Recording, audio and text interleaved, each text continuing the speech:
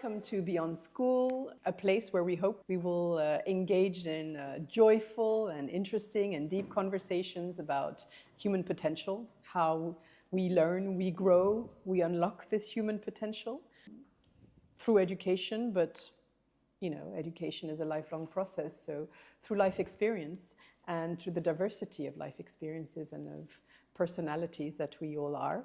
So with me tonight to kick off this podcast and dive deep into the subject is Nina Bulajić, a school psychologist, an educator who's experienced many different learning environments, public school settings, private school settings, different methodologies and approaches, whose passion is the child, the individual child, and whose purpose in life is to accompany children and help them to be who they're meant to be.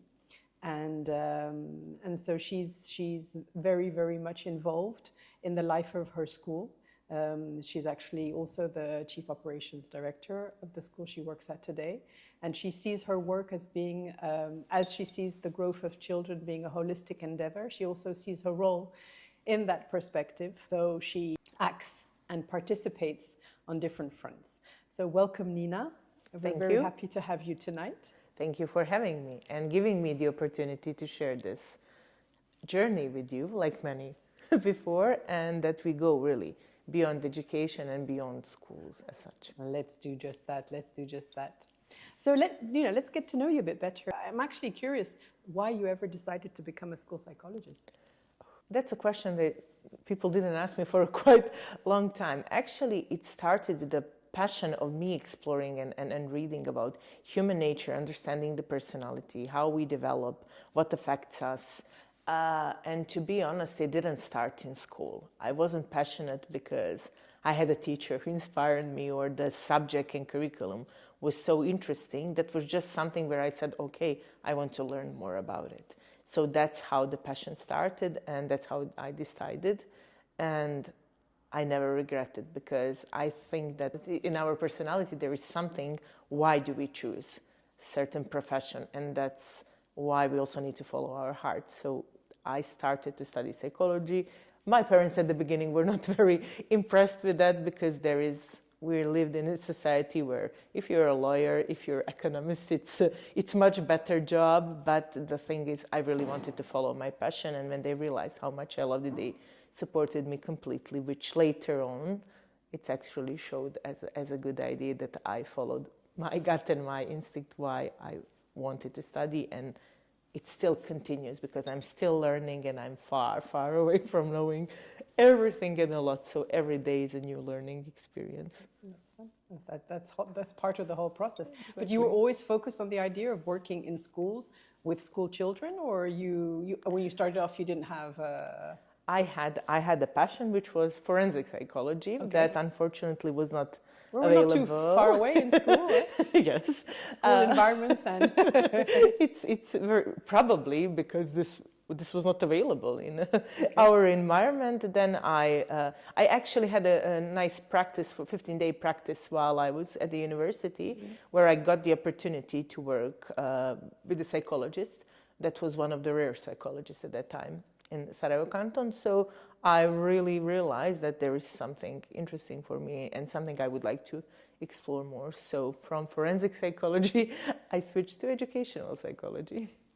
And then my path started. I was really lucky that at the time when psychologists were still not very wanted profession, not wanted, but the school was still not open. The pedagogues were the ones hired in schools. I got the opportunity to do my internship for a year in a public school, where I also were lucky that I stayed for 7 years in different roles. I was psychologist, but I was also working in extended daycare, which means that after school, children were coming, doing their homework.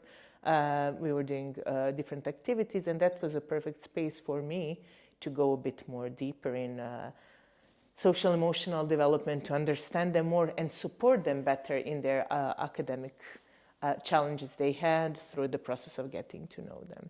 What did you learn during those years? What's your biggest takeaway from those years? Apart from the children you grew very attached to, because knowing you, which immediately I wanted to respond, it was children. But all these experiences actually taught me and shaped me in a way, first of all, that at some point I also need to, not only to have the understanding, but really to slow down a bit and understand different perceptions and different point of views. I also learned that environment is not a limitation, or the understanding or the stereotype you have about a certain profession. It's not a limitation for you to do your job. When I went to school, pedagogue and psychologist were people where you went when you did something wrong. You are able to break those barriers if you find different ways to approach the children. So the office and these limited environments are not like that. Everything is happening in the classrooms, in the hallways, and that's what actually helped me to step out from that environment and go into the classroom and realize that the life is happening there, and that there is always opportunity to support someone. They just need to share a story with you that is maybe not so difficult for them, or just that you ask them, how are you? It's a very simple but very important question. So being present is something that maybe I learned the most, and it's possible to be present. And I did have the opportunity, and I did have the environment where I could work with children, and I was involved in many situations. So public system also gave me really, really important and good foundations. But like everywhere, at some point, it's time to move on and move forward, because you want something else, you want maybe something different, you want to explore. And that's how my transition happened. And I came in the environment that, I won't say it's a completely opposite, but I think that emphasizes more aspects that are close to my profession, which is holistic development and understanding of social emotional development of the child. Mm-hmm. So for me, the transition was also another learning opportunity and another experience where I again had to dive deeper into myself to understand the concepts where I'm going to learn more, to reflect on myself, to see how I can improve myself, which again confirms that the learning is really through the whole life, and it's a whole life experience. It's true, it's true. So you were invited to this new environment where children are really at the center. They're very active in their learning. They participate in their learning, and the environment is set up in a very different way. And you were invited to come, and actually with a very important role, which was to turn around the culture with a huge focus on the social emotional development, the character development of the child, and also accompany the staff, because the teacher has a very important role, but a role that goes far beyond just delivering knowledge. And so you were there also to accompany this process with the teacher. Can you tell us a little bit more about that? When I came, my primary role was actually connected with the preschool, which is, again, completely new experience for me. I never worked with children aged 3 to 6, so I had the responsibility and fear, actually. Will I be able to do that? How to talk to a 3-year-old about emotions, how to ask them how they feel, how to understand what's going on. But the thing is that actually all the fears, even though it's a level of responsibility, they've really melted down, and everything stops when you enter the classroom. At that moment, the team that was there and I, we were each other's support. I was gaining knowledge, practical knowledge of the things that I was learning through my Montessori education that at that moment was started. And on the other hand, I was this psychological support for them, to create a group cohesion between them, to support them to be more efficient, to reflect on themselves, but also that all together as a team contribute in the best capacity in working with children. So it was interesting at the beginning, because again, when you say that you're a psychologist and you say it even to the older ones, it's again, okay, we have to be careful, but really experience and everyday life that we live together, I think helped us all to grow into different ways. For me, to better understanding the whole concept and the classroom, how it functions, and I hope for them to understand themselves better and to develop and gain this self-confidence in trust and an emotional part.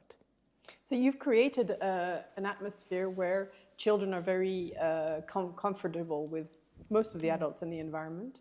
And you personally know every single child in the environment and have had the opportunity to discuss and talk with them regularly.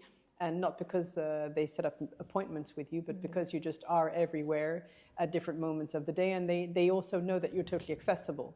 So if you're in a classroom, they'll walk up to you from another classroom and inform you that they need to have a chat. So you've created this dynamic, and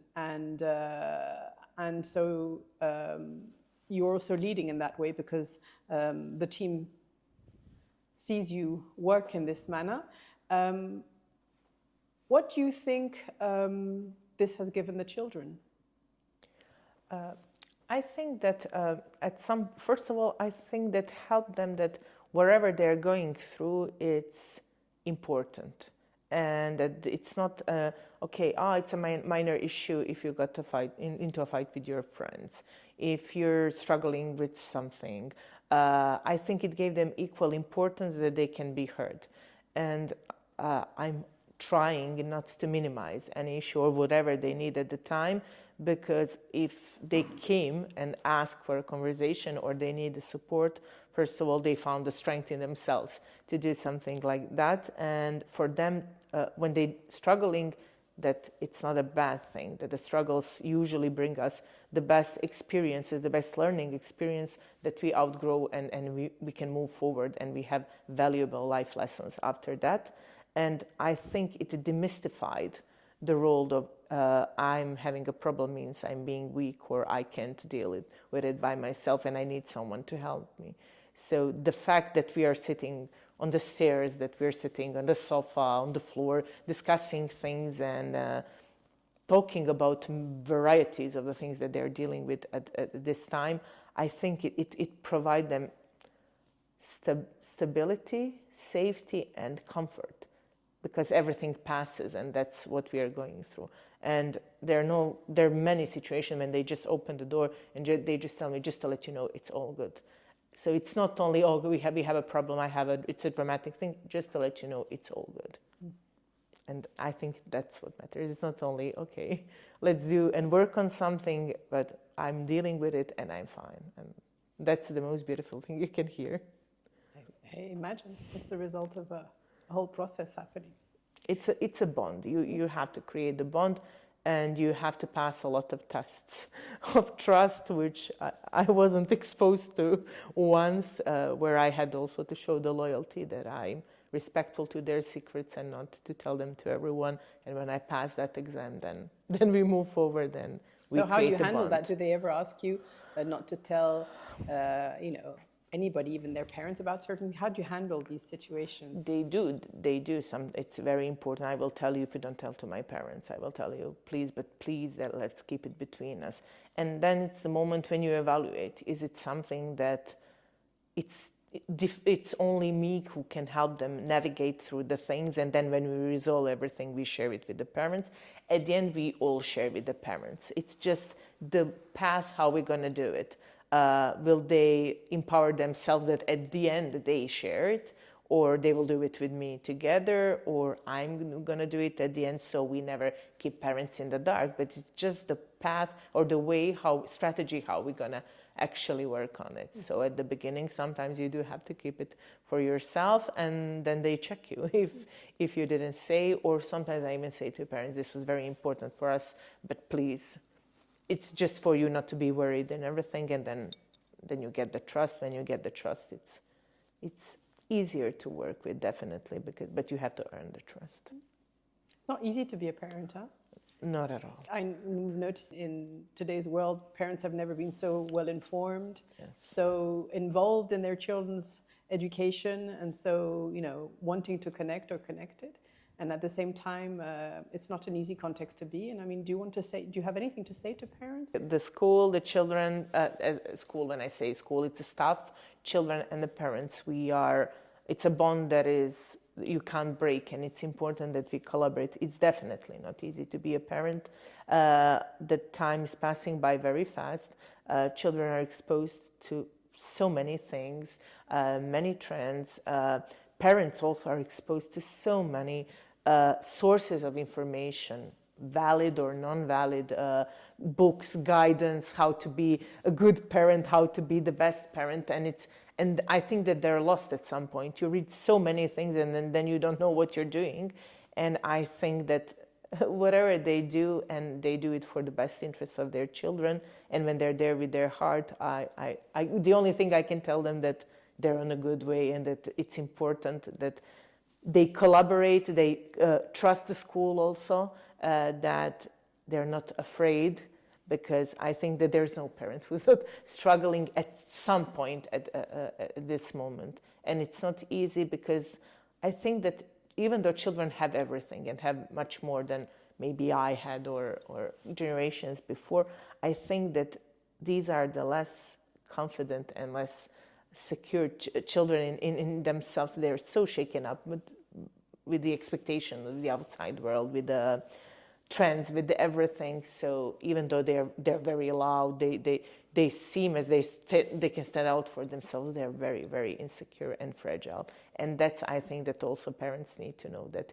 behind very rebellious teenagers, they're very, very scared children who don't know how to deal with emotions. So they can go hand by hand through that journey that is very unpredictable for all of us, and to use the school as the resource, because we are a team. So what do you think the child who's evolved through its different stages of development manages to come through puberty, which is so challenging, but which has a purpose in itself, and the environment around us? What do you hope they come out the school with? What types of qualities, or what types of skills do you think they will need for the world we live in today, and for the world which we don't know we'll live in tomorrow? Yeah. You know, what skills do you think they need, and how are you trying to help them achieve those skills? The one that I always emphasize is authenticity.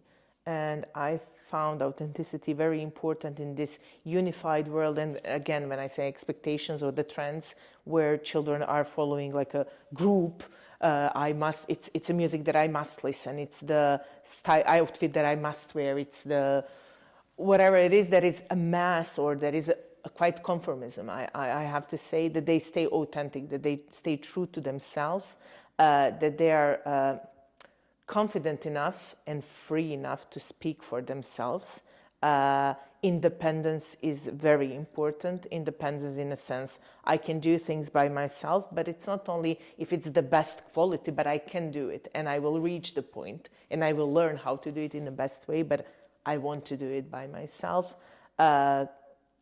Confidence and the curiosity is very important, because even if they choose profession they love, or they follow their passions, if they lack curiosity and they lose a child in themselves, it's going to be very challenging for them to keep the flame and the passion when it comes to work. I always come back to the authenticity, because I really find it very important, and really speaking up for themselves, because we can defend ourselves and be very confident in our points of views and still be very respectful. Mm-hmm. So it's not only when we fight for ourselves, oh, they're rude, they're very loud. If they know how to choose the arguments and defend them and still be respectful, I think it's important in the world that is a jungle. Let's say it's very fast, and it's a fight. It's a fight for a place. It's a fight for a work. It's a fight for a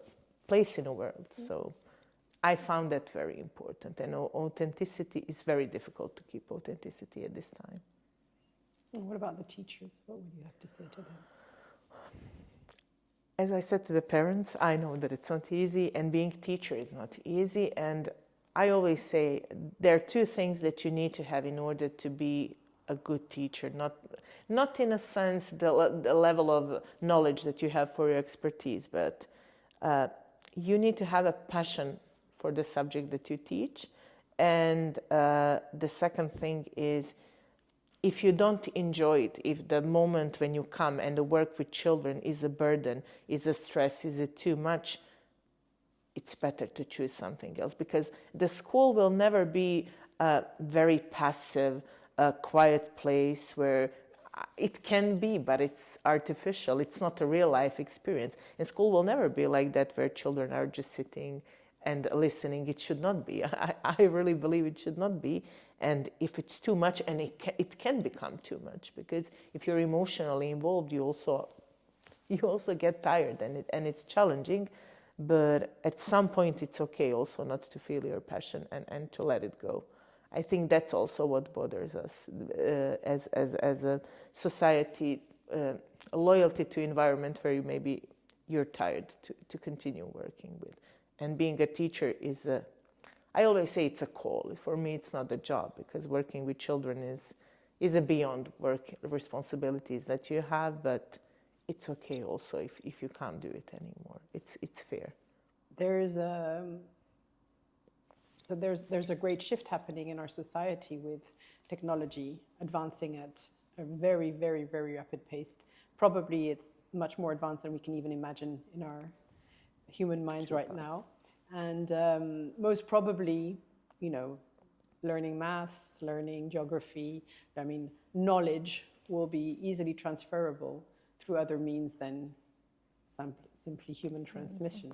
So it could represent a threat for schools and for teaching jobs and everything.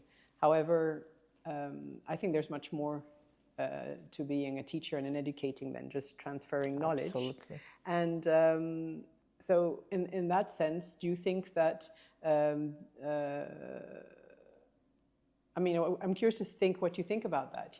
Is there a possibility for the role of the educator to evolve? And do you think teachers are ready for that? Do you think people are ready for the role to evolve into something broader than just transmitting information? And do you think people understand that?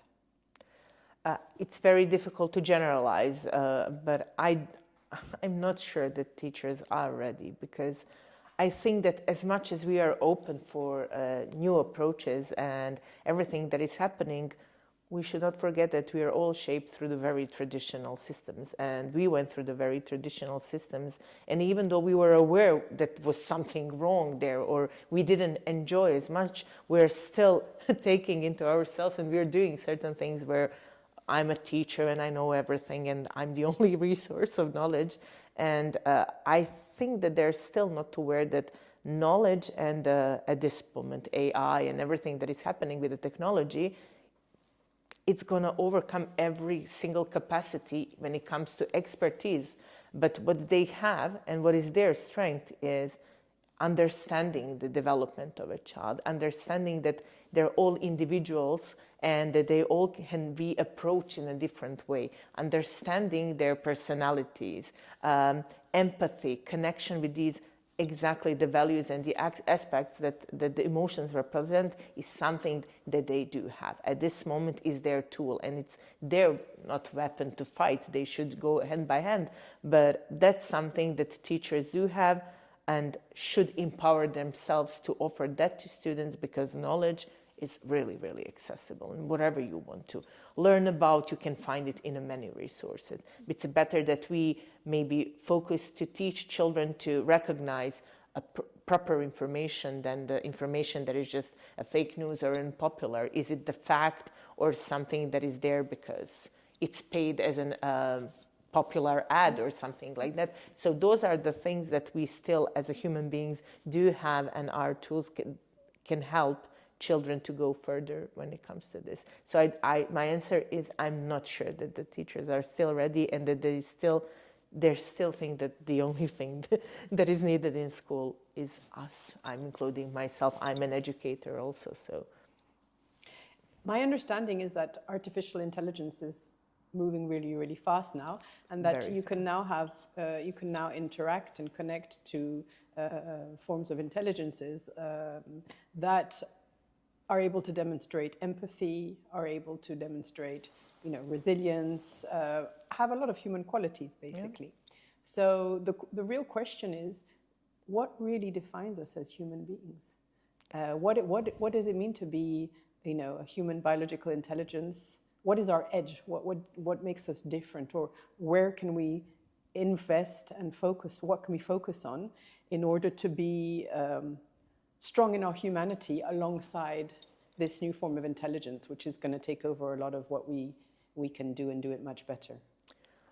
Indeed, and the technology will progress, and I think that they will reach the point where all the aspects that humanity represents at the moment will be even beyond what we are offering now.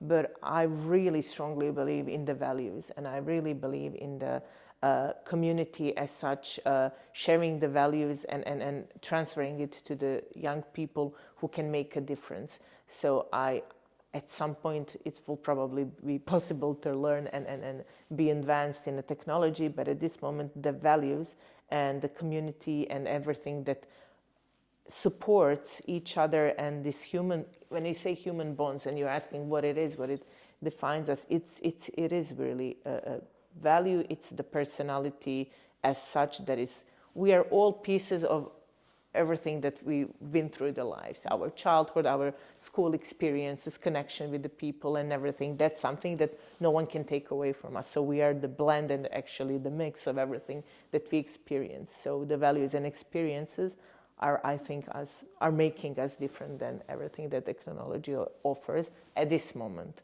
What's going to happen in a year, it's very unpredictable. Before we were thinking about the future, how it's going to look like, but the future is coming very, very, for me, even too fast at this point.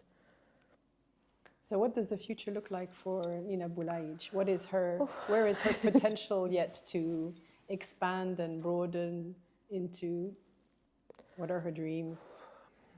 At some point, my dream was actually to start with a private practice and to be a psychotherapist, and that was something that I was exploring for a very long time. What is the direction I would like to go? Because there's so many therapeutic schools you can follow and everything, but it never happened, and I never decided, which obviously shows that that was not my path. It was maybe something that I wanted, but it was not as much because I wanted to focus at some point at adults more.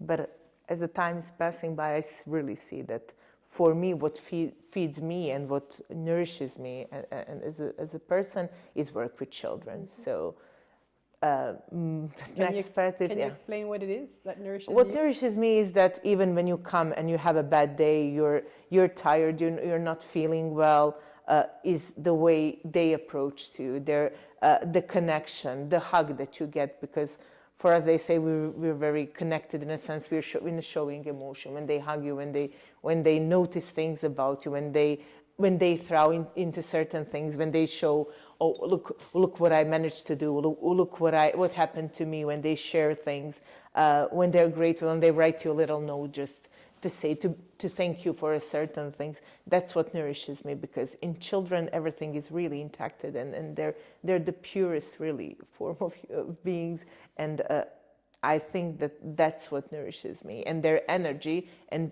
it really makes you feel alive. It's very active, it's very intensive, it's very dynamic, and when you see them, now I work enough that I'm able to see my students who are finishing universities, who got married, and when you see them, I don't know, at some point, when they told you, I succeeded, wherever it is for them, if they're musicians, if they have a family and they got married, they stopped with a certain addictions or challenges they were dealing with, and they say, I succeeded and I'm doing well, for me, that's the biggest reward. And it's not only me who helped them make the difference, but it's the whole support and understanding of their development is what helped them. So that's what nourishes me. So I'm certain, I can't guarantee, but my wish is to continue, expand myself and learning more,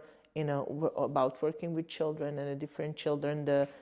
We have a lot of children who are dealing with different challenges, and it's coming more and more in a very combined and different ways of challenges they're dealing with. So I think maybe that's the way I would like to continue and expand myself and more and learn about it. Thank you so much for coming, and I hope you'll come again maybe. Thank you, it will be my pleasure. Thank you so much, Nina. Thank you.